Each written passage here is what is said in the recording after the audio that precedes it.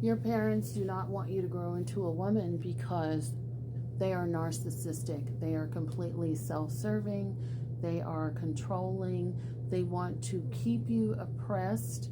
And most importantly, they want to try to dim your light so that you can't outshine them. Hi, my name is Dr. Natalie Jones. Be sure to go back and watch that last creator's post. She talked about how parents do not want to see their children grow into women. And again, I've worked with many women over the years who have,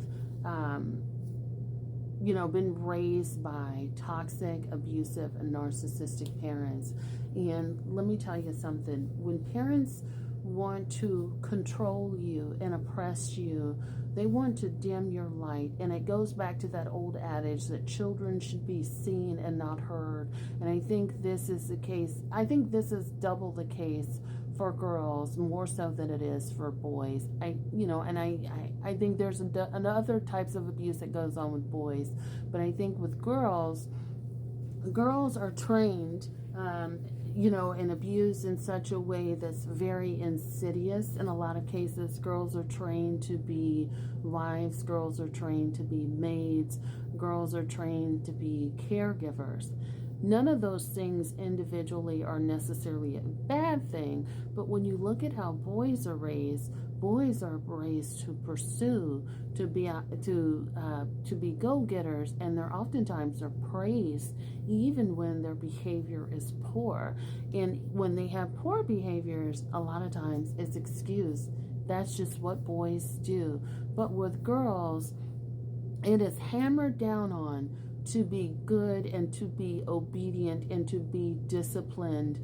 And that means keep your nose in the books, do all of the things academia, for a lot of girls. And so do all of the things that you can do in school, but to be obedient to me, to serve me, your toxic parent.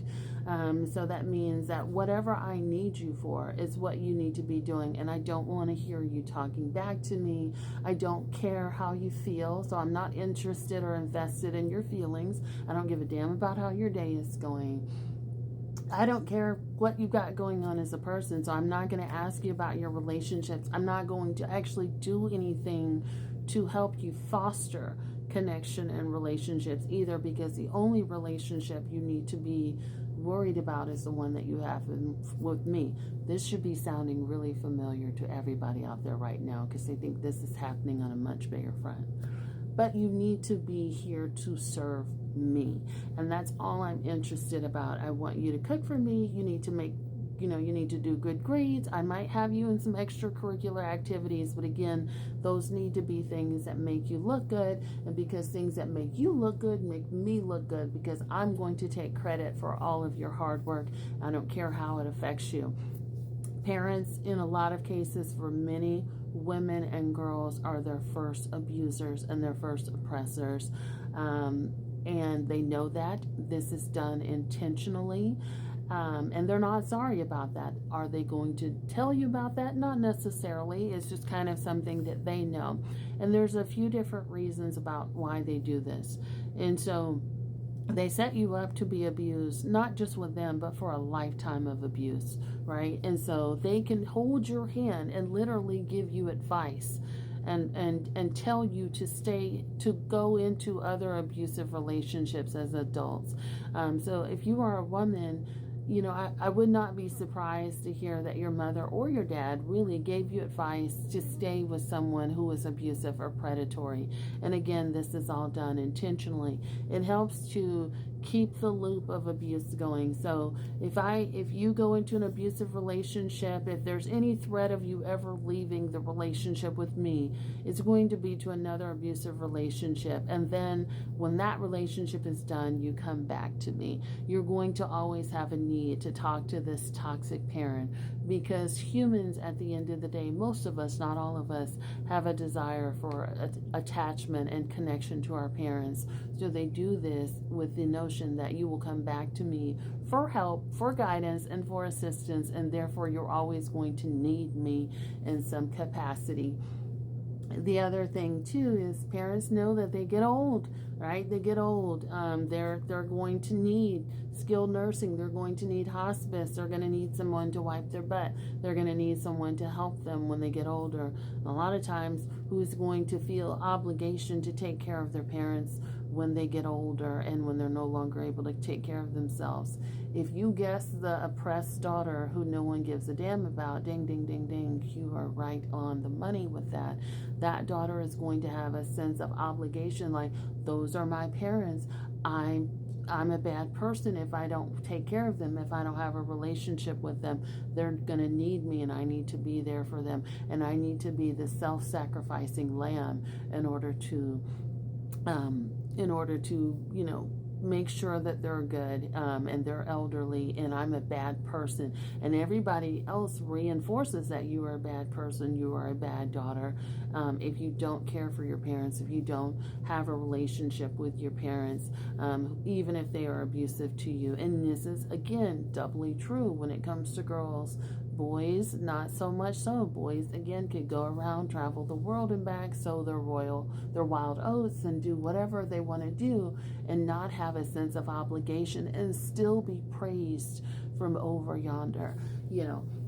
So that's the thing. It's like these parents, they oppress you, they keep you down, they don't see you, they don't see the person that you are, they don't want you to foster relationships because you're going to come back to them. They train you from a very early age to be my servant, to always prioritize me.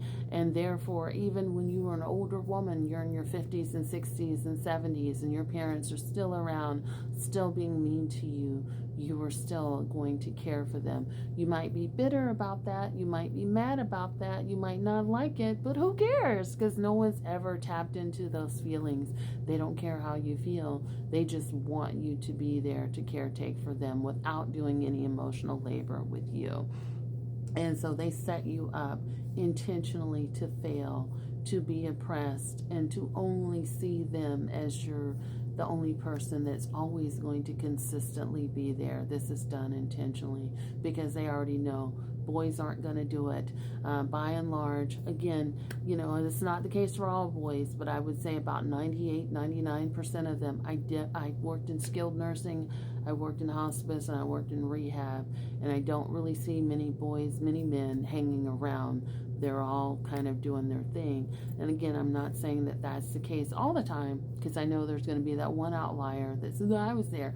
I'm not saying this, but by and large, women are there taking care of their parents always, and they are doing it a lot of times without gratitude, without thanks, without their parents even getting to know them or wanting to know them. And they're kind of in this relationship of learned helplessness. Like, I hate my parents, but I'm never going to leave them, even if I know at the back of my mind I should leave them. They were mean to me. They're not good people. I'm going to always feel this sense of obligation, this sense of duty to go back and be there for me and continue to endure endless abuse, because I have to be a secure person for my parents.